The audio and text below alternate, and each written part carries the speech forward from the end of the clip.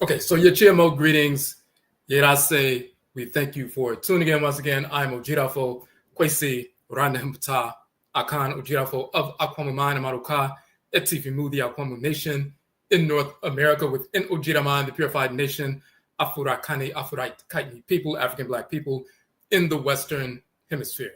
So I'm doing this short live to go into some detail about the nature of our degree program, our Bachelor of Arts in Philosophy degree program within our institution, AKONGUASUA. But we want to get into this notion of what is the nature of this field of edupreneurship, which is an education entrepreneur, because that is the direction that we are going. We have a philosophy, Bachelor of Arts in Philosophy in the Akan language. That title is NIMDEESEM. We'll get into that. But, on your diploma, on your certificate, it will say Bachelor of Arts in Philosophy, but also the Akan title, NIMDEESEM. But our focus is not simply, once people have that credential, they typically can go into a school, college, university, and so forth and teach. Our focus is educational entrepreneurship, or what is now called edupreneurship, where you utilize your credential to engage in entrepreneurial activity to generate income for yourself so you can be self-employed. Sometimes people start off self-employed on a part-time basis and then they make it a full-time endeavor. Some people simply move directly into this full-time edupreneurship or education entrepreneur, mode. So this is what our focus is. We have, a degree program, 42 weeks, but it can also be a minimum of 21 weeks, but a maximum of 42 weeks. But within the first 4 weeks, you get the first 2 weeks, you get your first certification, the Susu Meditation Instructor certification, and you can start, engaging in entrepreneurial activity right away within the first 2 weeks. So let's get into it. So as you see, this term edupreneur, education entrepreneur. So some people are unfamiliar with the terminology. The field is emerging. It's been emerging for decades now. It's very popular, utilizing that terminology. Now, people have been education entrepreneurs for, decades. But the terminology and the, force, especially after, the whole COVID piece, and there were many, many more entrepreneurs that were birthed during the, shutdown, and people emerged from that being more entrepreneurial and so forth, utilizing their educational degrees for entrepreneurship instead of waiting for someone to, give them a job and so forth. This is our focus. We want to utilize the credential that we have to impact our community immediately, tangibly, and long-term. So let's look at definitions first.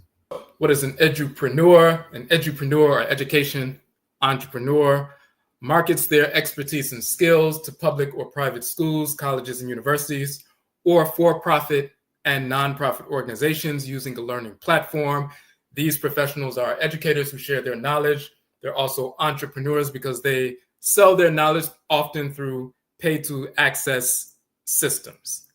Edupreneurs consider education to be an economic resource because it impacts the perceived and actual success of educated individuals in today's society. The importance of education permeates most career paths. For example, many industries require a certain level of education for their employees. Now let's give a related definition. This is more of a, philosophical definition of what an edupreneur is, just to give you a better understanding. An edupreneur is someone who creates a positive value shift with a specific economic resource of learning. So philosophically, this is the approach that we are utilizing. Now, let me show you a couple of things. You'll see that we utilize this image on some of the videos that we put out. And there are 3 images here. So for those who are unaware, we established our AKONGUASUA institution back in 13,001, so-called 2001. I published my first book in 12,990 8, which is so-called December 1997. That's the Ubin Shang, the Ancestral Summons. And to date, I've published 31 books. And recently, we just dropped the 32nd book. But the 32nd book is actually an anthology of 12 of the true historical and cosmological and philosophical books that we've already published. So this is actually the book we just released in March. NIMDEESEM, True Historical Anthology. And you will see that we have, it's a 600-page book, 8.5 by 11 size. It's in full color. We're going to talk about this one shortly. The Okra complex, the soul of Akan, talking about the nature of the soul in Afuraitkaitnit, or African ancestral religion and culture and so forth. Foundation of philosophy. So when you see this image here, right here, 27 of the 31 books, I took that picture a while back, but to date, 31 books plus this anthology makes 32, but that's actually an anthology of 12 of these books. So it's a compilation. It's been expanded and so forth. But so technically 31 books that I've published so far, hundreds of articles I've published, produced 2 documentary films. They are free right here on this YouTube website. You can check them out. And we have 42 online courses. So this right here, 31 books. This image here, let's switch over right quick. So these are 27 of the 31 books. This is an image of when I was in ancient Kemet, so-called Egypt, that is in the Temple of Seti in Abju, so-called Abydos, but Abju. And these are the 27 of the 31 books. Now, this next image is our website, AKONGUASUA, which is our institution page. And you'll see we have the advertisement for the new book, the new anthology. But this is the page for our institution. As we said, we established the institution in 13,001, so-called 2001. And just so you can see, this is a collage of the 42 online courses that we have curated. And this goes back, again, we published the first book in 97, 31 books so far, but we also have 42 online courses. We've been teaching since the 90s and so forth. We decided to begin teaching. The online branch of our institution began in 13,014, so-called 2014. So we were teaching and so forth here, different places around the country and also outside of the country. But then we started, and we also had a Blog Talk Radio show back when Blog Talk Radio was, popular before, going live on social media and so forth became popular. But then we started teaching on the Zoom platform. So in 13,019, so-called 2019, and we use the term 13,000 as the base because we're in the midst of a 26,000-year astronomical cycle called the Afuraitkaitnit. The whites and offspring call it the Platonic year, but it's called the Afuraitkaitnit, or the Great Year in the Akan language. Nothing happened 2,000 years ago because there was no such character as the fictional character Jesus, Yeshua, so we don't track time based on fictional characters. You will learn that when you obtain your degree, because one of our books goes into detail proving that Jesus, Moses, Abraham, Isaac, Ishmael, Solomon, Sheba, Menelik, Muhammad, Allah, Yahweh, Buddha, Brahman, all of these characters are fictional, never existed of any form or of any race, and we show how these characters were manufactured. But we're in the midst of a 26,000-year astronomical cycle, hence the years beginning with 13. So 13,019, 2019, we started the online version in the context of teaching courses, 6-week courses, 4-week courses, 7-week courses, 13-week courses on the Zoom platform. That was about 7 or 8 months before the shutdown. So we were already on the Zoom platform teaching our courses. And then 7 or 8 months later, then COVID hit and everybody was on Zoom. But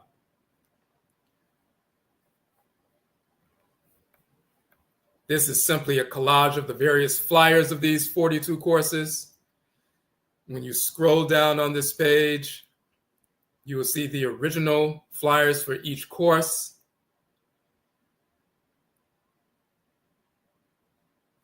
For example, you see here, Achinebois, the original animal totems that represent male and female deities, forces in nature, and Kemet, the original animal totems from which they stole the zodiac symbols and so forth from. So we go into detail about that and the cosmology associated with that.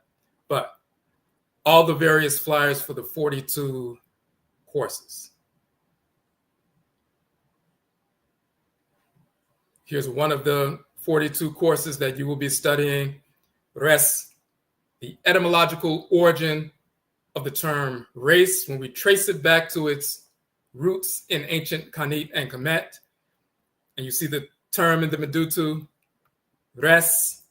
We go into detail about the etymology, biology, cosmology, and divinity of res or race. So when they talk about race as a social construct, the concept of race was created in the 18th century. That is pure foolishness, pure fabrication. We have the actual Medutun Torah, so-called hieroglyphic inscriptions, and the language itself, where even in the so-called great hymn to the Aten, written by the Pera, so-called Pharaoh Akhenaten, he talks about how the divinity established different men and women of different colors, and their skin colors represent their different dispositions, and they're placed in different parts of the world.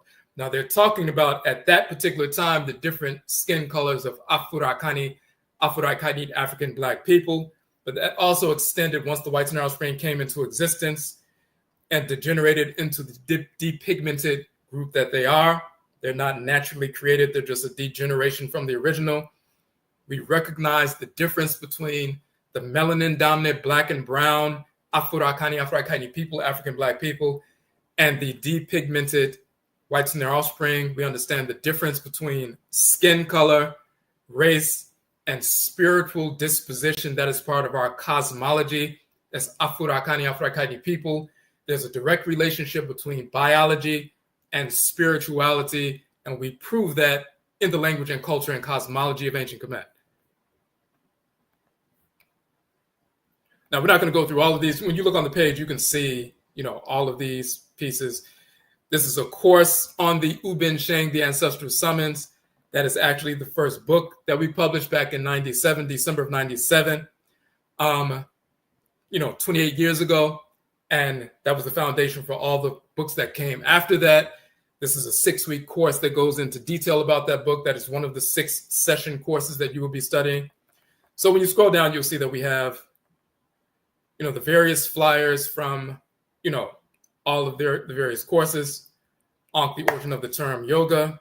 Karakat, saw the origin and nature of the chakra based on our book of the same name, showing that yoga and chakra comes from yok and karakara, or yonk and karakara, stolen from the language of ancient Kemet. It did not originate in India and so forth. So we have a number of different, courses that we put forward. So these are all the original flyers.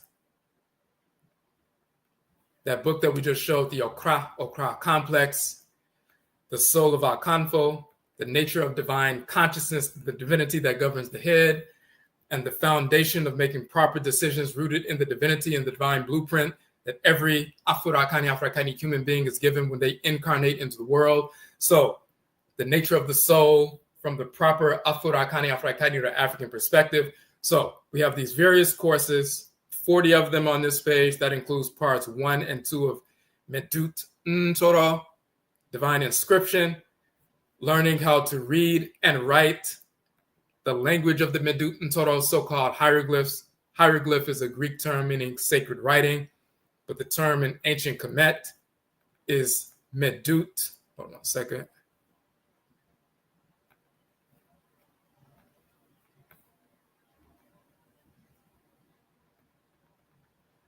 The term in ancient Kemet is Medut Torah.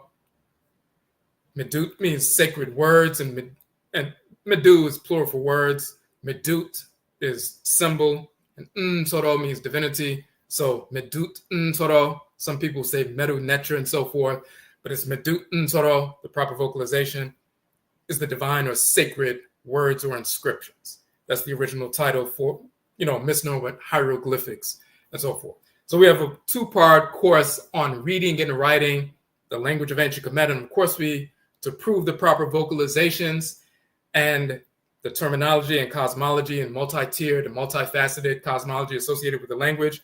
We make comparisons between the language of ancient Kemet and the Akan language of Ghana and Ivory Coast, as well as the Yoruba and certain other languages. The same Akan dictionary, you can put an Akan dictionary next to a hieroglyphic dictionary, published thousands of years separate, and Akan people living in the forest belt in Ghana and Ivory Coast, you look in their dictionary and look at the words and so forth, and they have the same words with the same meanings and the same deities with the same functions in nature as you find in the Medut Nsoro, the hieroglyphs, thousands of years prior, because we're the same people who simply migrated from the east to the west a couple of thousand years ago and reestablished the ancient Khanate or Nubian empires and so forth. And then we migrated further south towards the forest belt where Ghana and Ivory Coast and Togo and Benin and Nigeria and Cameroon and Gabon and so forth are, and Liberia and Sierra Leone and these various areas. And then some of us a few hundred years after that were taken from those areas and forced into North, Central, and South America and the Caribbean. So we have a direct relationship. And we show that genetically as well as through archaeology and so forth. Just like Black people migrating from Mississippi to Chicago, some stayed in the South and some moved up north. Some of our people stayed in ancient Khanate, Kemet, Nubian Egypt. Some of us migrated west, continued that culture, continued the language, the religious practice. And some of us, after being in the West for over 1,000+ years, were snatched up and forced over here. But we maintain the religion and culture and aspects of the language. So when you look at the Hoodoo tradition, which is Akan, the Juju tradition, which is Yoruba, the Voodoo tradition, which is Ewe, the Wanga tradition, which is Ovambo, these traditions that are maintained in North America, these are the same ancestral religious practices from West and Central Afuraitkaitnit Africa that came directly from ancient Khanate Kemet, unbroken for thousands of years across continents. And we go into all of that detail. So let's look at something I want to show you quickly.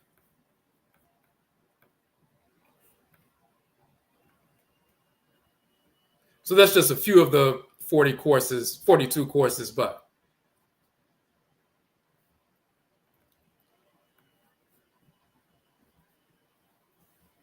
so we showed this specific designation. Let me get rid of that right quick. Just to give you an overview, and you can look on different college websites and you will find basically the same structure. A Bachelor of Arts in Philosophy typically requires around 120 credits. This translates to approximately 40 courses, including major specific philosophy courses, elective courses, and courses fulfilling general education requirements. The exact number of philosophy courses required varies by institution, but generally includes a core curriculum of philosophy courses and elective courses outside of the major. Now, so the reason we showed that is to show that our 42 courses go beyond what, of course, you're going to learn with regard to Europeans and their system. And in fact, let me...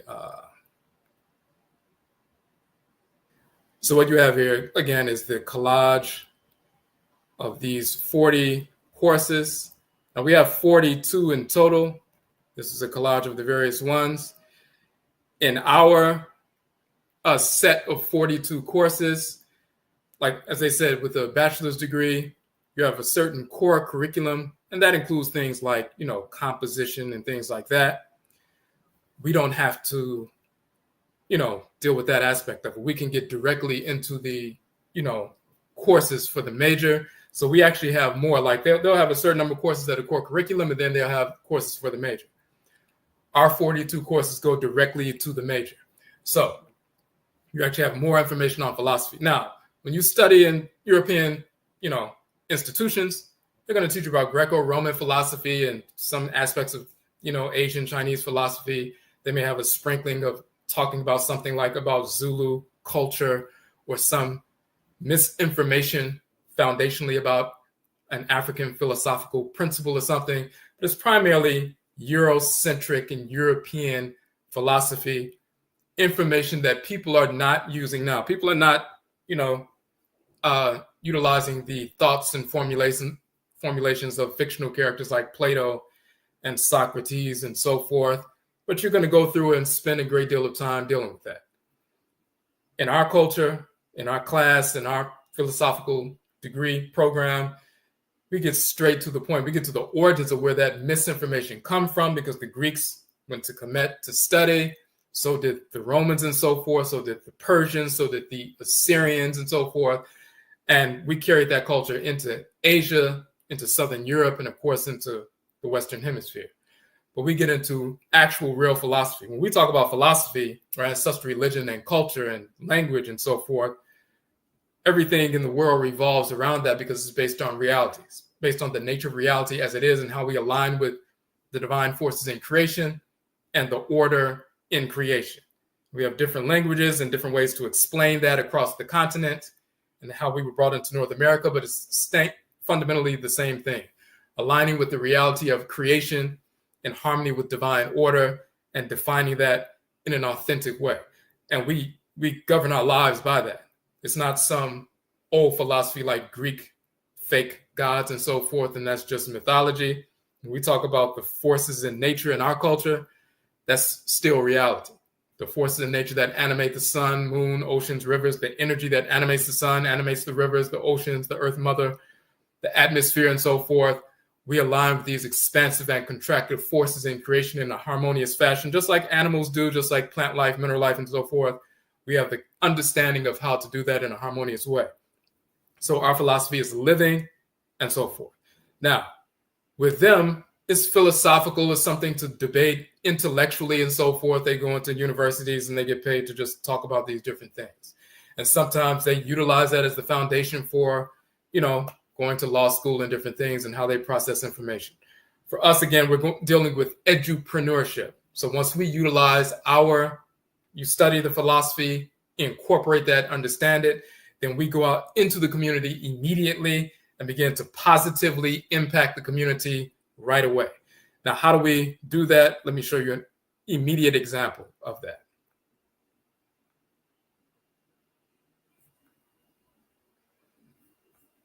I'm going to switch over to, so these are the 40 courses, but then I said we have 2 certification courses as well within the entire degree program. And the first one is the very first one you'll be tested on within the first 2 weeks. And let me show you why that is important. So, I mentioned earlier, Susu is the Akan term, ancient term for meditation. Meditation began in ancient Afuraitkaitnit tens of thousands of years ago, before white Europeans or white Asians existed on Earth. When only Black people were on Earth, we were already meditating. You see here, Amenhotep, the son of Hapu, in the meditative posture and so forth. So,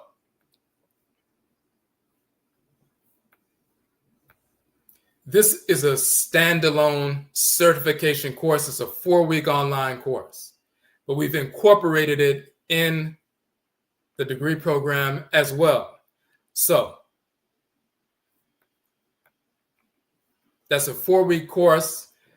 You take it for 4 weeks, once a week for 4 weeks and so forth, and then you receive a certification.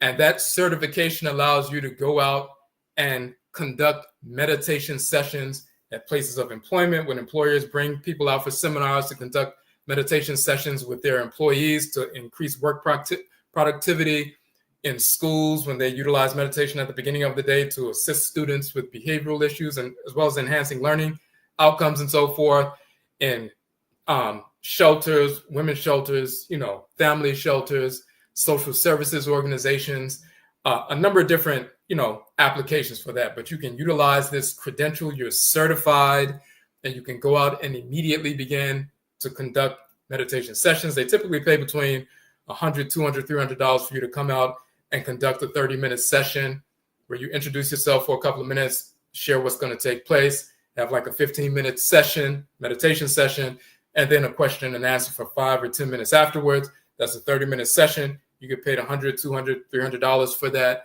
And within the first 2 weeks of enrolling in our program for the bachelor's degree, you get your certification for SUSU. And now that you're certified, you can immediately begin to go out, utilize that credential to generate income for yourself. You're impacting the community in a positive capacity, but you're also generating income for yourself. If you look at the flyer, just for example, we say Susu is the ancient Akan term for meditation. Susu originated in our ancestral culture of Afuraitkaitnit, Africa, tens of thousands of years ago. This ancient practice has been utilized to regulate physical, emotional, and mental balance for millennia in varied expressions wherever our people have migrated in the world.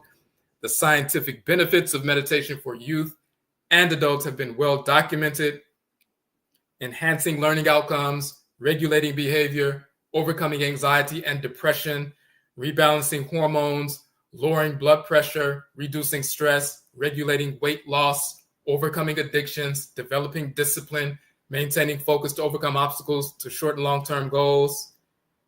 Our meditation instructor certification is for individuals, independent contractors, educators, homeschoolers, human services professionals, behavioral health professionals, and others.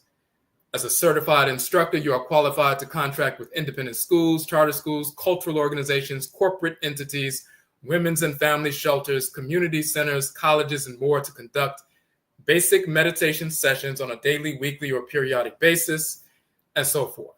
So the key with regard to that is when you enroll in our bachelor's degree program, within the first 2 weeks, we're going to talk about the testing process, but you test out, you receive your certificate for the SUSU meditation instructor certification, and you can immediately begin to utilize that to begin to book these sessions. You can go to a school and say, hey, we conduct meditation sessions, like a 15-minute session for your youth. You can show, and we talk about that in the course, to show them how this can enhance learning outcomes, regulate behavior. If you go to a shelter or some social services organization where there's a women's group and so forth, and they're helping them with getting jobs or placing them in, affordable housing, they have anxiety issues and things like that, they'll have someone come to the women's circle once a week, and you can share with them holistic health information, conduct a short meditation session, utilize that to lower, their anxiety, depression, regulate hormones, balance their thinking and so forth, so they can manage their lives and the lives of their children and so forth. We have direct, immediate, tangible benefits from basic, simple meditation sessions, not heavy into philosophy, but just basic breathing meditation sessions rooted in an African-centered or Afuraitkaitnit cultural context that benefits people immediately and tangibly. They see the benefit of that. It's been well documented. So various organizations, corporate entities, human services organizations, schools, cultural organizations are now utilizing people to come out and do that. And they typically need someone with a credential. And since, people have been getting these certifications from European organizations or Hindu organizations and so forth, giving misinformation, we decided to do this. We've been practicing meditation or SUSU for 30 years. We started publishing on SUSU over 20 years ago, but we decided, and teaching that, but as far as the certification, we decided to start certifying people last year. Prior to that, we would just, conduct meditation sessions and teach people about that, and, people come out and learn about it, and that's it. But we decided to start certifying certain individuals who are really interested last year. But we've been teaching it and publishing on it for 20 years, been practicing for 30. So that's the first certification that you will receive within the first 2 weeks. So you'll be able to go out and begin to generate income immediately. Once again, we have the most recent book, the anthology there. But on this page, you will see the front covers of the 31 books that we've published. Kukutuntum, Uben Sheng, Afuraitkaitnit, the origin of the term Africa, shown in the Medusa of the hieroglyphs of ancient Kemet, the term Africa. Madanechi, the Okra complex, dealing with the nature of the soul, the divine consciousness in our ancestral cultural cosmology. Obatain, Afuraitkaitnit, womanhood. Oberima, Afurakani, manhood. Nkwamua, whole life journal. We talk about holistic health and so forth. Dealing with the Hoodoo tradition, war means dead. We have a number of different texts. One of the major ones here, Ankh, the origin of the term yoga. Karakasa, origin and nature of the chakra.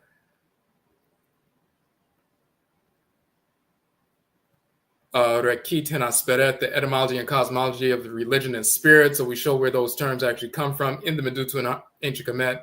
These are not European terms. So we have a number of different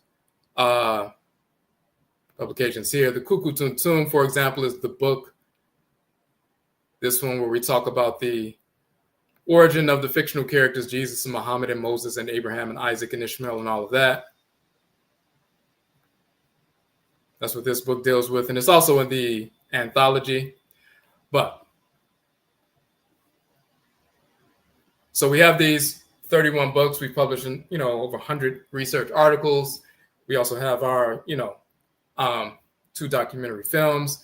So we have a great deal of information to draw from, as well as information outside of that are included within these courses. Now let's go to the course page so you have an idea of when you enroll in the course, what takes place. 42 courses, 42 weeks to complete, and some people can complete it in less than 42 weeks.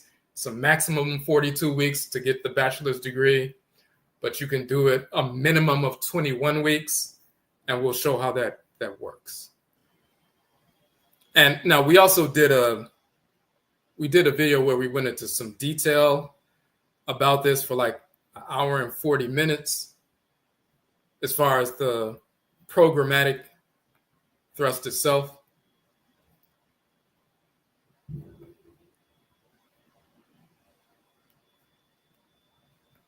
So you can check that out as well. I just want to make some finer points here. So when you go to the AKONGUASUA page, of course, you see the book and so forth. We went here. So this is the piece we did like over a week ago. It's an hour and 44 minutes. So we go into more detail about the program. But when you scroll down, we have the link here. This is just a portion of the page. But when you go to it says read full description on our link, buy now. So when you click on the buy now link,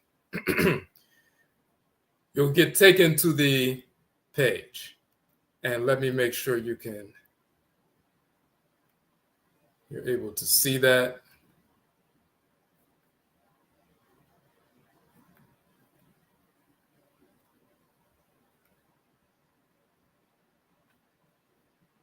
Okay, so when you click on that buy now link, this is the page that will come up. So it says NIMDEESEM. That is the Akan term for Bachelor of Arts in philosophy. We do have a payment plan option. The entire course is $600, but we have a payment plan option that you'll see at checkout where you can break it up into interest-free installments. So we talk about, the degree itself, NIMDEESEM. NIMDEE means knowledge or wisdom in the Akan language. NIMDEESEM means the issues or affairs of knowledge or wisdom. So that's a better, it's a term that represents philosophy in a more grounded way. So as we mentioned, we have 42 courses. They're reflective of the 42 assessors of Ma'at. One second, make sure we see. All right, the 40 Sepatu administrative divisions of ancient Kemet, the 42 sacred days in the Akan sacred ritual calendar, cycle of Adadrianine, which you'll learn all about that. But also, it turns out that, of course, on average, there are 40 courses that make up a Bachelor of Arts degree program in any major university or college. But again, some of those for them are core curriculum things like English and composition and basic courses that we don't have to deal with. So all 42 of ours go directly to the subject matter, the meat of the subject matter. Now,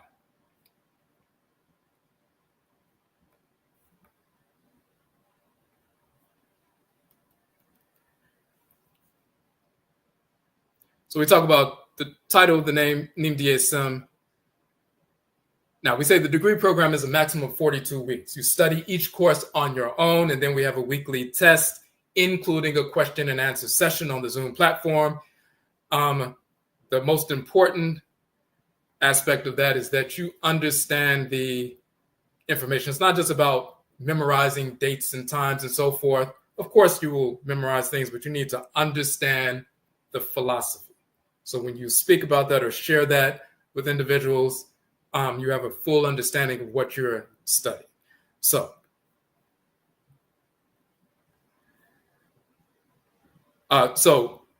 42 weeks, each week. So say, for example, the first course, some of these 42 courses you saw were originally 4-week courses where we met once a week, for example, on a Monday online for 2 hours and went through the information and went through the book and so forth. And it took 4 weeks to get through the book. Some of those courses were 6-week courses. Met once a week for a couple of hours, went through the entire book. The ones that were associated with the book, some had other information and so forth. A few of them were 7-week courses. One of them was a 13-week course, but most of them were either 4-week courses or 6-week courses. Now they are all archived. So anybody can go to our page.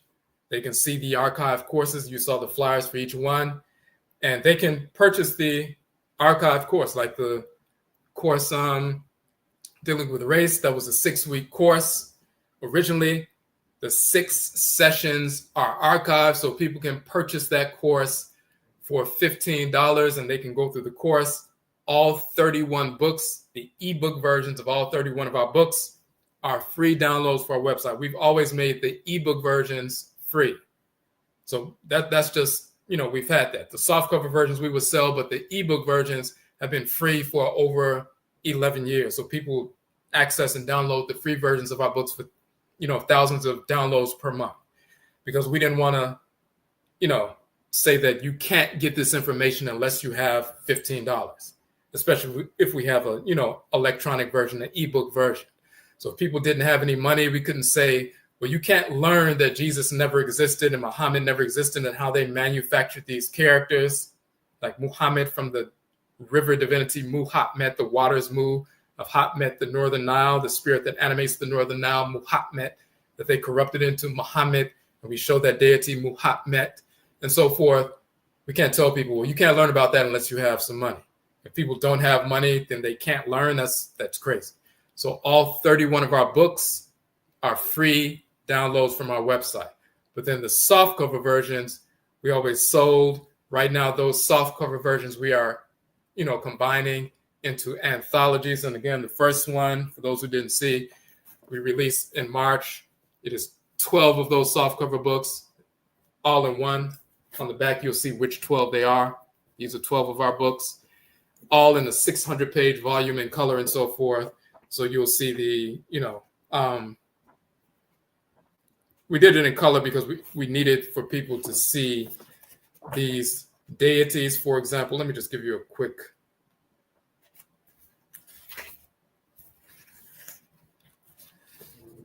So you needed to see, for example, the images when we were in ancient Kemet, in quote unquote Egypt and so forth. You need to see, for example, when we went into the temple of King Su in Ta'apet of so-called Thebes, and you see the goddess Ra'et, the female counterpart of Ra. So you have Ra as the creator of the universe. Ra'et is the creatress of the universe. Amen is the great father of creation. Amenet is the great mother of creation. Most people have heard of Ra and they mislabel him the sun god, but they've never heard of Ra'et, the female. There's always a balance of male and female. It's not just a male divinity or monotheism. It is polytheism. There's a great mother, great father, creator, creatress, ancestresses and ancestors, goddesses and gods and so forth. But you need to see those colors, so we put that out that way. But so you go through the, we we have these books. People can purchase the archive course. Some people are doing that now. They'll just go get a course. Hey, I want to study this course. They pay $15. They have access to the 6-week course. Or they have another one. They pay $10 for the 4-week course and they just study it. But some people wanted to study the entire corpus, get tested on that. Once they're proven and tested on that, then they can obtain that degree and utilize that degree based on what they've studied as a Bachelor of Arts in philosophy. And then they can go out and generate income based on that credential. They can show that they have this credential. They can produce that credential, and people, you go to a corporation when they have, certain events, they see that you have that credential and they will cut the check, and, that satisfies their funding sources. And then they can pay you to do a presentation. You go to schools, colleges, universities, human services organizations, cultural organizations, nonprofit organizations, for-profit organizations, and book these kinds of events. And once people see that hear that you've done great presentations that have helped people, then the word begins to travel. You can create your own website, social media pages, and you become an edupreneur, actually helping our people. So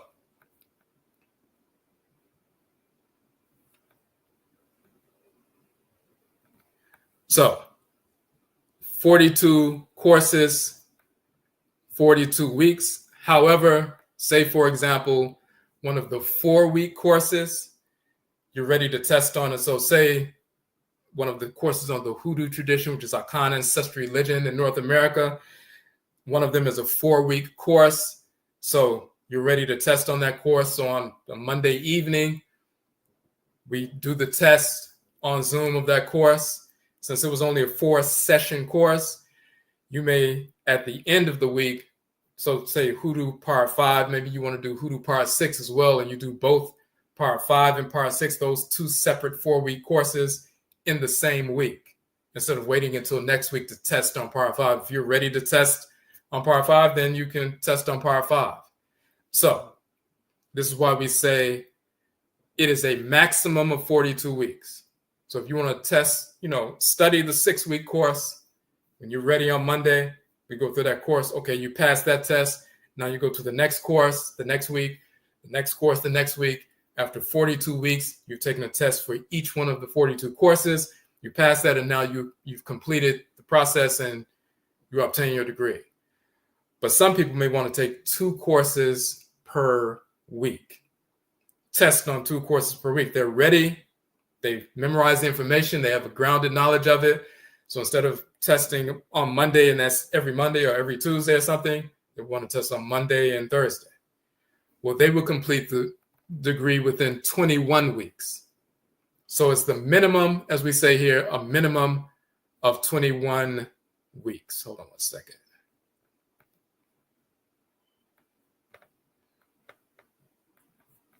All right. We won't test more than 2 courses a week. So if you say I'm ready to test for 6 courses, we're not going to do that, because you need to have a full understanding of the information. You don't want to rush through it. And then there are time constraints with regard to us, because we have to test a number of people. So we have a limited number of spaces. As a matter of fact, we couldn't have 100 people within this session that begins this month in May. We couldn't have 100 people because I couldn't, do 100 hours of testing every week. I wouldn't be able to get anything done. So a small number of people that we can actually enroll, this first segment to get the first set of degreed people and so forth. So, but minimum of 1, course per week, a maximum of 2 courses per week. Some people may do, 2 weeks sometimes and 1 week other times, and they may complete the course in 30 weeks instead of 42. Some people may complete it in 21 weeks. Some people, 42 and so forth. So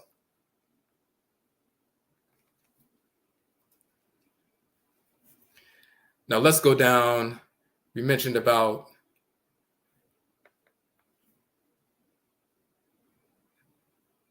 edupreneurship. Let's go down and get to that piece. Now we gave the definition here. We read this earlier. Edupreneur, educational entrepreneur. What an edupreneur is. We gave those couple of quotes from different websites.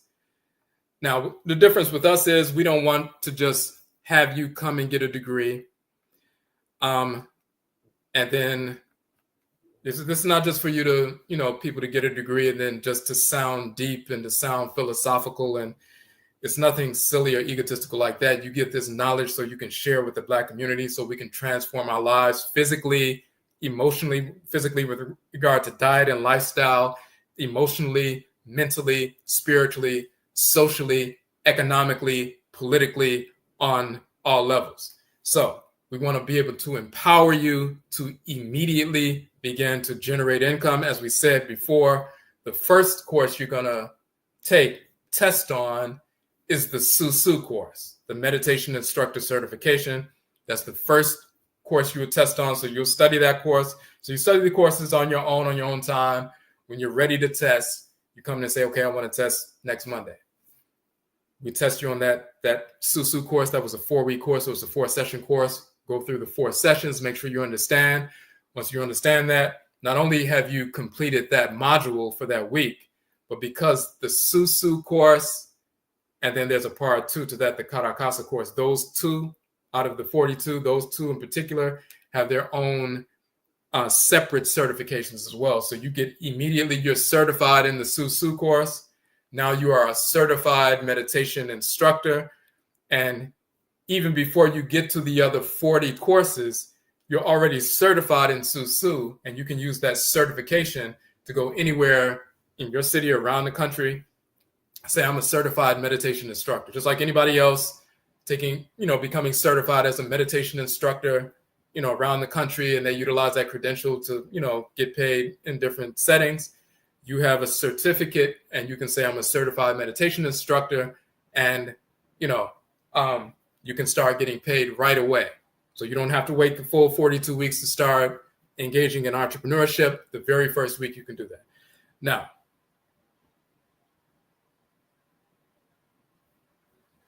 Now we have a list of edupreneurship or education entrepreneurship opportunities available when you have a Bachelor of Arts in Philosophy from our program. We want to give this list to let people know there are many options. And as you go through the course, we show you how to do this. But there are many options to begin to generate income immediately.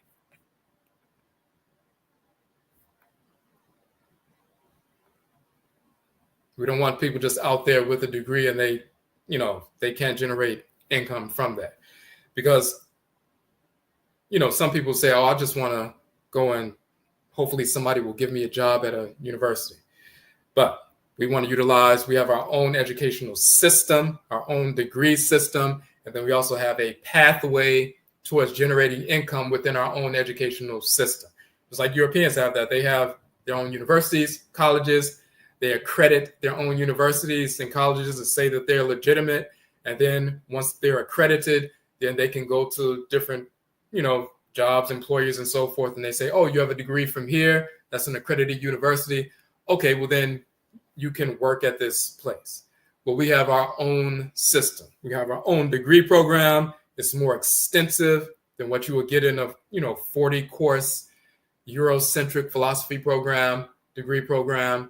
And once you complete ours and you're certified, we have our own accreditation process and so forth. And now we put you on a path to be able to utilize that degree in various settings within our own community to begin to generate income right away. And this is it right here. Okay, so I'll say, having spent over a decade in the field of behavioral health and working with community organizations, that's what I was doing prior to becoming an entrepreneur. We have identified multiple opportunities within human services agencies and organizations, cultural institutions, schools, and more to serve the community and be compensated from funds already set aside for that purpose. All these organizations have funds set aside already. They just need people to come who have a credential so they can cut the check for you.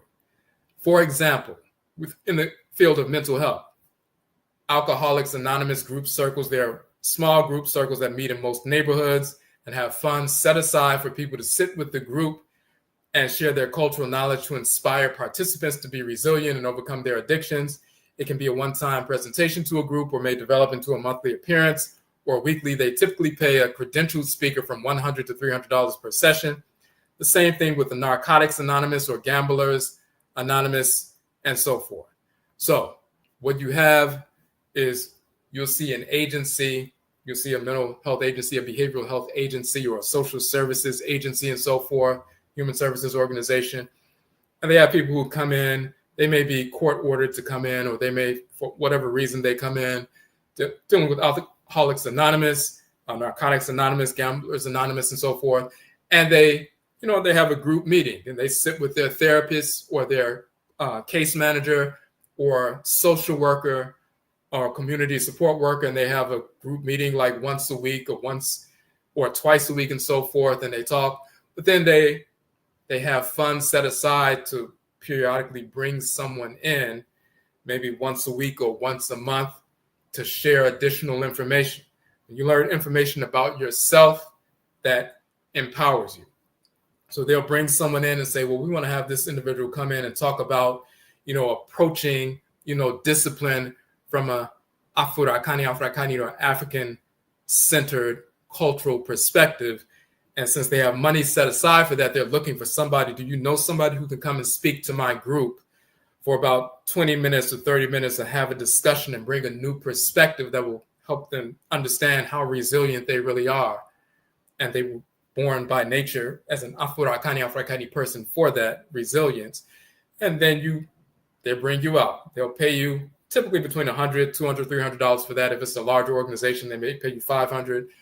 And you sit with the group and you share that information. And they may bring you out once a week or once a month, just periodically, depending on what it is. But if you have one group on one day and then another group on the other side of the city another day, you can generate $600, $700 a week just sitting with the group and speaking. So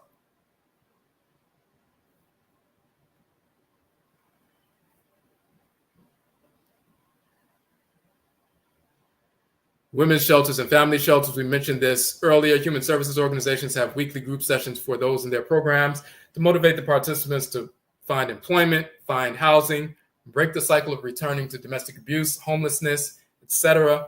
Funds are allocated to pay various presenters on various topics, including holistic health, meditation, culture, philosophy, which is critical to shaping participants' self-worth and confidence, and more. They typically pay credentialed speakers between $100 and $300 per presentation. So once again, at these various shelters, they have workforce development. They assist the women or the families to get placed in affordable housing, jobs and so forth, accessing services, whether it's SSI or SSDI, whatever it is. And in the context of that, they have group sessions to help them with their resilience and discipline and focus and lowering their anxiety and things they can do on a regular basis. Your Susu meditation instructor certification is critical there because you can assist them with a basic breathing technique that can help them calm down in any situation so they're not super stressed all the time. And that's an immediate benefit. But we also have this, and I want to share this real quick. And this was developed in the context of when we were working in the field of mental health for over a decade in Chicago as well as Washington, D.C.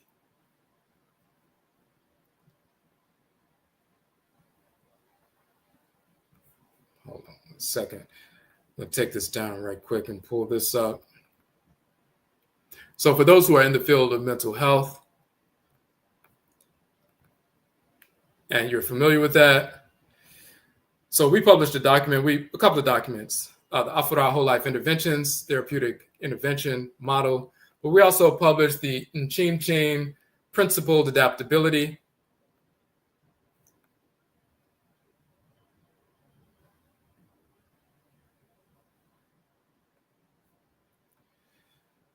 NIMDEESEM Principled Adaptability, Individual Treatment Plans, and the Cultural Spiritual Domain. This is a training that we did for social workers, case managers, community support workers, therapists, psychologists, and so forth. And we go into detail of showing how, if you're in the field of mental health, you know that in treatment plans, the different domains that you work in with regard to treatment plans. They have something that's typically called the cultural or cultural spiritual domain of the treatment plans. And many people don't know what to do with that domain. They know how to work with people in the legal domain or the therapeutic, psychiatric domain and so forth, or with regard to housing or, workforce development, those kinds of things. But one of the domains that people can build in that domain in the treatment plan is the cultural domain. And, the mental health field is recognized that when people are grounded in their culture, they become more resilient, more focused, more disciplined. They have self-love, self-respect, and that allows them to overcome, these various deficiencies mentally, emotionally, and otherwise. We developed an entire training on how to use the cultural spiritual domain in treatment plans with Afurakani, Afuraitkaitnit clients, youth as well as adults, and we've tested it for over a decade in Chicago as well as Washington, D.C. We had this training. We've trained, professionals, mental health professionals in this.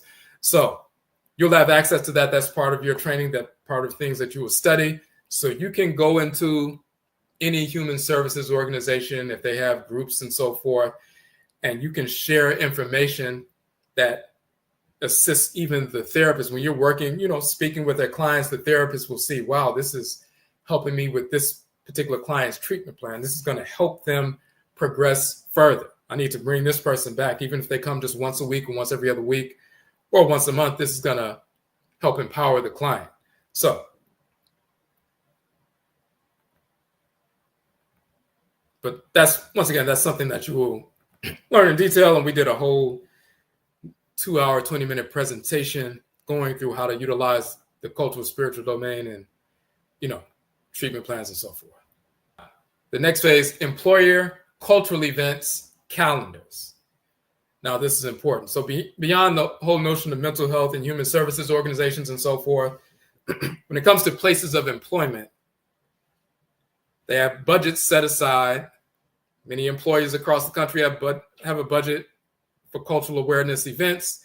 They seek out individuals with a credential to conduct 30-minute to 1-hour sessions or seminars or presentations for their employees that enhances, work productivity and so forth and morale within the corporation. They typically pay credentialed speakers from $100 to $500 for a presentation, depending upon the size of the company.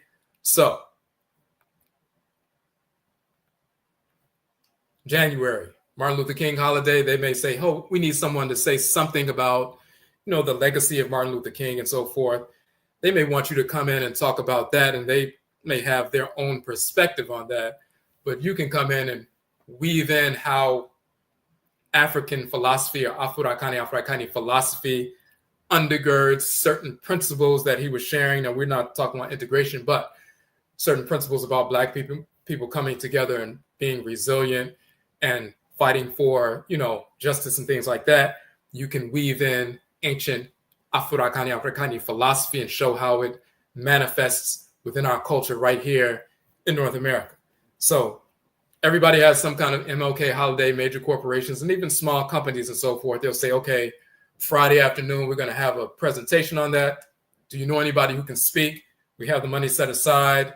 And these organizations, corporations, as well as, not-for-profit organizations, they have budgets and they need to spend the money, because if they do not, when the fiscal year comes around again, if they didn't spend that money on these cultural events that was appropriated for that, then their budgets will be cut. So if they're coming up to a point where they haven't been able to spend that money, they will look for anybody. Hey, find me somebody with a credential who can come out here and speak.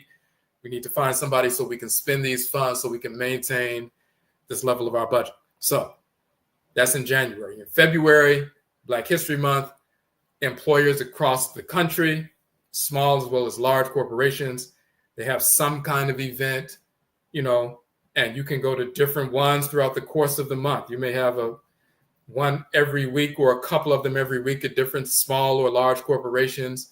And you can do a short presentation, 15 minutes. It could be 10 minutes. It could be 5 minutes. It could be a half an hour. It just depends on what is what. But they pay for that. On Memorial Day, that is originally was established by Black people after the Civil War, those who fought in the Civil War. It was an ancestral observance to honor the deceased who fought the War of Liberation, the Civil War for our people. It was called Decoration Day because they decorated the graves of their ancestresses and ancestors who fought in the war and died. Europeans took that day, moved it from May 1st to the last Monday in May, and changed it from Decoration Day to Memorial Day. But people have Memorial Day services. Once people find out, and many people are starting to find out, you see it all over social media, that Black people, quote unquote, African Americans, established Decoration Day as Memorial Day. And now people are having things at their jobs to talk about that. Hey, can you bring the person out and talk about how it was us who established Memorial Day? So the Friday before the Memorial Day weekend, when people want to leave work early and so forth, they'll have a little event and have someone come out, and they'll pay you $100, $150, $200 to come out and speak.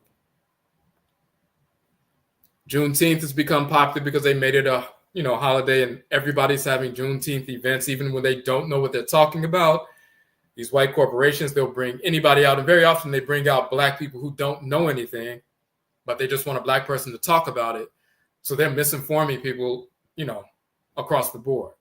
So when someone has a degree in Afuraitkaitnit philosophy, it can show how our ancestral cultural philosophy was preserved in quote unquote African American culture in North America. You can come out and speak about that. Black August, that's the entire month. Similar to Black History Month, which is a month-long event. Black August, dealing with people who fought for our liberation, revolutionary movements, Black liberation movements, and so forth, has become very popular over the past few decades. Black August and different organizations have events where they talk about, and you present on different, revolutionary leaders and so forth, and they have people come out and present. Of course, Kwanzaa is the same way. They want somebody to, hey, we're going to have a Kwanzaa event. They want someone to speak about some principles. You can go to the event, but you can weave in your, Afurakani philosophy. And when you bring that information to bear, it's always going to empower our people. So you get the picture. And so that's for places of employment. Then, of course, for those who are interested in working with youth, you have schools and after-school programs, weekend programs for youth, summer programs for youth, multiple opportunities if you like to work with youth. Some people like to work with youth, some people don't. If you do, there are many, many programs. We talk about that, and very often they pay $100 to $300 per presentation. These after-school programs, in-school presentations, a number of different things. And of course, once again, one of the first things you will learn when you get, your first certificate within the first week and so forth for meditation instructor certification, many schools have been implementing like 5 to 10 minutes of meditation right after the first bell, at 9 o'clock and so forth. After their announcements, they have the kids meditate for about 5 to 10 minutes, and they recognize that it lowers their anxiety. It makes them more focused, more disciplined for the rest of the morning so they can get more things done, and they don't have as many behavioral issues. And then after lunch, when they come back in, they'll do another little 5-minute meditation. They'll do the same thing in an after-school program. So that's become very popular because of all the literature that's been out showing how it, affects people's hormones and, brainwave activity and so forth. So they bring people out to different schools, and you can do that. That's one of the easiest ways to get in. You may have a once-a-week after-school program that says, hey, can you come on Mondays to conduct a meditation session for our kids? And then you can show them a little chart with Medut and Toro hieroglyphs, show images of Black people in ancient Kemet and so forth, and how we created math and science and, medicine and everything else. And they're always, shocked by that and empowered by that. All right. African-centered bookstores, businesses, organizations, conferences, cultural events, spiritual events, study groups, etc. Many groups and organizations around the country who are already teaching some aspect of culture and philosophy in their communities, including those who have their own cultural centers or businesses. various little small Black businesses or large ones. They regularly have individuals come out to do book signings, teach meditation, yoga, holistic health, true story, culture, philosophy, and more from an ancestral cultural perspective or a body of information they are not aware of. The information in our courses and books is groundbreaking and of interest to such groups across the country, whether in your own community or an hour or two away from your location. You may drive a couple hours to another city and do a presentation at a Black business. They pay people to come out and so forth, usually between $100 to $500, or if it's a larger organization, more than that. So, and just to give you an example of what we're talking about here. For example, Kuku Tuntun, the Ancestral Jurisdiction, we have the book, of course. We have a 6-week course that we did on the book, which you will be studying in the, piece. We mentioned this earlier. So this is the book. We talk about the cosmology of creation, the origin of, creation and so forth, Afurakani, Afurakani people. Then we talk about true story. We talk about how Abraham, Isaac, Ishmael, Solomon, Sheba, Menelik, Moses, Aaron, David, all these characters are fictional. Jesus is fictional. Yeshua, Allah, Muhammad, Buddha, Brahman, fictional characters. Never existed of any form, any race. Now, when we talked about, for example, of course, this is where they get the fictional character Hensu, became Jesus or Yeshua, Yeshua, Yeshua, Jesus, and so forth. They stole that from the divinity Hensu, Neferteperu. But you're going to have information that other people, individuals, do not have.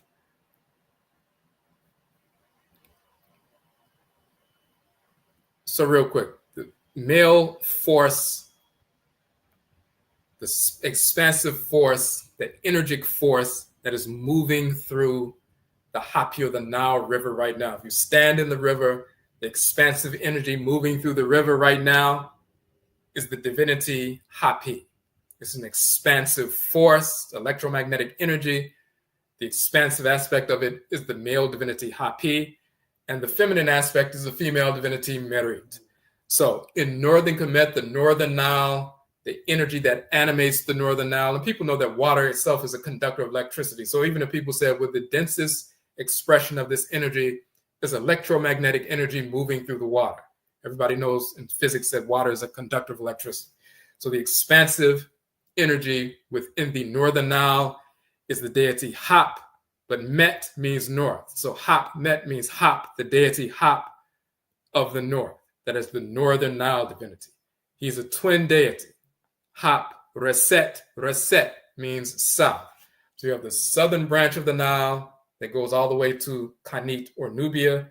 The northern branch of the Nile goes all the way through Kemet into the Watch or the Great Green, which is the Mediterranean Sea and so forth. So the northern branch of the Nile governs the northern part of the country, and it was the northern part of the country that the white Arabs invaded, and the Arabs have been there since, the past 1400 years and so forth. So they were very familiar with seeing these images of Hap Met and Hap Reset, but since they were in the north, Hap Met, the spirit force that governs the Northern Nile, was prominent in the north. Now, the word for water in Kemet is Mu. In English, it's water. In Kemet, it is Mu. So Munu Hap is the water, Mu, Nu of Hap, the water of Hap, the Nile water. Hap Met is the northern Hap. Hap Reset is the southern Hap. So Muhapmet is the waters Mu of Hapmet, the deity of the northern Nile. Muhapreset is the waters Mu of Hap, the deity of the southern branch of the Nile. Since they were familiar with Muhapmet, they took Muhapmet, the spiritual force that's animating the northern Nile right now, the energy moving through the Nile when you stand in and you feel the energy moving through. That's Muhapmet. And they corrupted Muhapmet into Muhammad. and said there was a white Arab who invaded and took over northern Kemet and brought Islam and all this other nonsense. They stole that from a spiritual force that animates the river, tried to turn it into a fictional cartoon character, male named Muhammad, and said you need to follow him. Somebody who never existed of any race whatsoever. So even when you go to cultural organizations and Afrocentric organizations and Black businesses and so forth who want something cultural, they don't know this yet, unless they, our books have been out for a number of years, so some people have heard of this, but most people don't. So even amongst people who have been studying African tradition, ancestral culture, and all of that, they're still astonished when they get this kind of information or learn that Buddha is a fictional character, or Jesus, Yeshua is a fictional character, or Solomon and Sheba and Menelik, because people think the Queen of Sheba was a Black woman. She didn't exist. It's a corruption of a title of Aset, the goddess Aset, Aset. So a spiritual force in creation and so forth. Solomon never existed. So that's just some of the information that, will be shocking to even the average person who studies culture in depth. So the other piece is hosting your own events. You can pay $50 to $100 to rent out a community meeting room, a conference space to host your own event. You can be the sole presenter or invite others to present as well. Millions of our people on a weekly basis attend churches, mosques, temples, yoga sessions, classes on Buddhism, esotericism, holistic health, and more. Many are just as interested in Afuraitkaitnit, or African ancestral culture and philosophy, because it actually provides answers to all life's questions rooted in the authenticity of who we are. When you host events and people are aware of the offering, they will attend. You can also have vending space to sell your own products, or you can purchase books wholesale and sell them to further the attendees' education.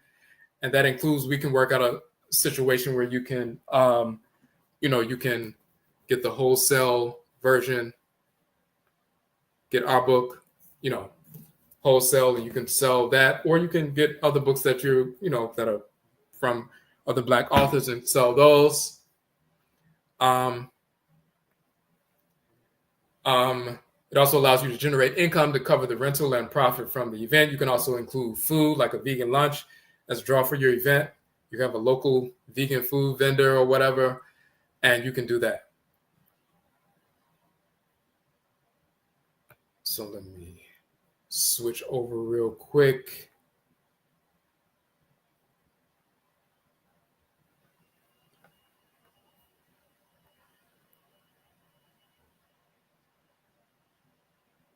Now,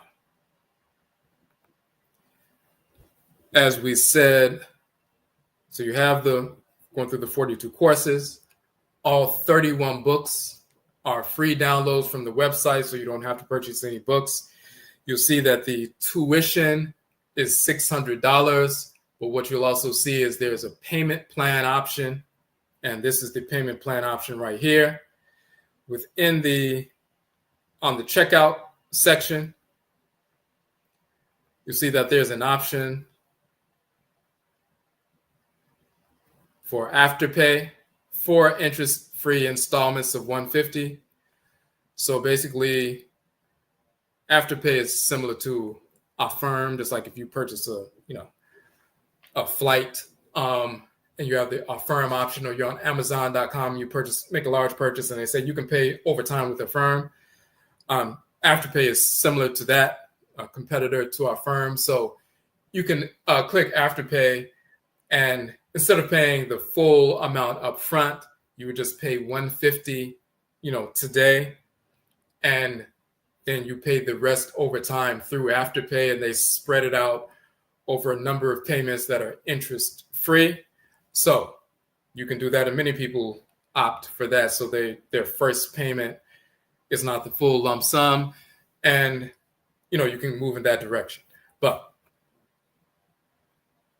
so when you see that the tuition is $600 and you can just pay $150 up front, you'll notice that many of these events that we talked about, you can make $200, typically $100, $200 for a small organization, a little bit more for a larger organization. So within the first 3 or so events that you book,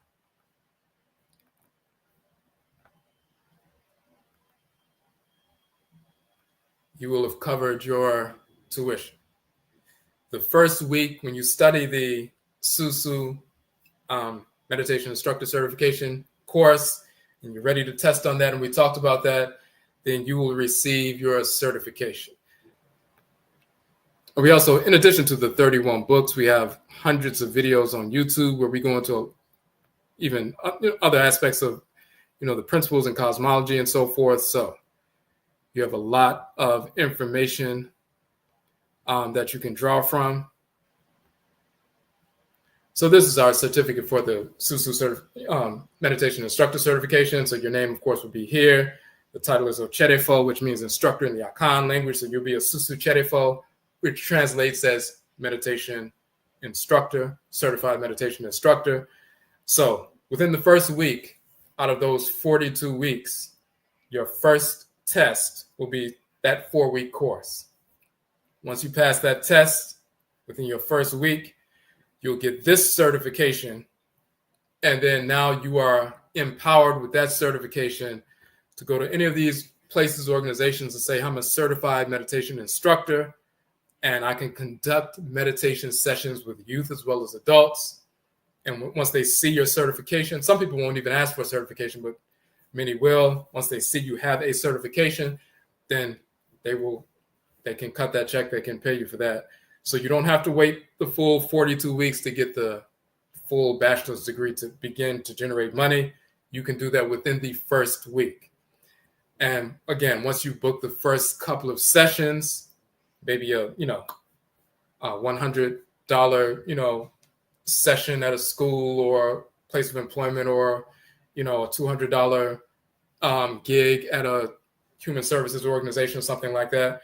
Once you do the first couple of ones for the first couple of weeks, you will have made your $600 back for the tuition, and from that point forward, you'll be generating income.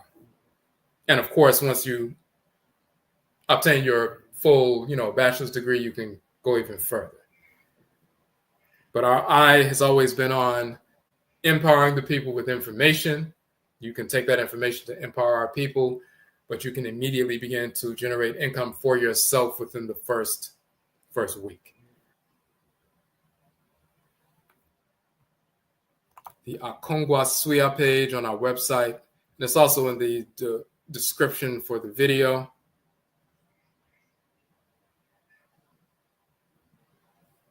And you will see that there. Let me put that link in the chat room right quick. I just want to make sure we got that.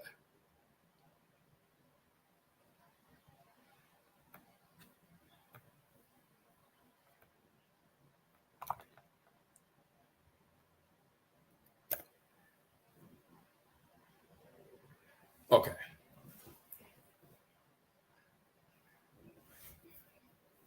Okay, so if there are no questions, we're going to go ahead and end it here. We look forward to everyone, joining with us. You can register now. We have a limited number of spaces. You can sign up now, start your process. We will send you the information on the first couple of classes you need to start studying, and then you can set up your first test, Zoom session, and we can move forward from there, and you can get certified. So if you sign up now, you can start studying. The SUSU course will be first, of course. And then at some point next week, you'll be ready to test for the SUSU course. You pass that test, and then you get your certification as a meditation instructor, certified meditation instructor, and you can begin by the end of next week or the following week, begin to book sessions and get paid for conducting these basic introductory sessions for adults and or youth, and begin your entrepreneurship or edupreneurship journey. So, okay. So, Yerase, we thank you all for tuning in, and Yebeshiabio, we will meet again. That's it.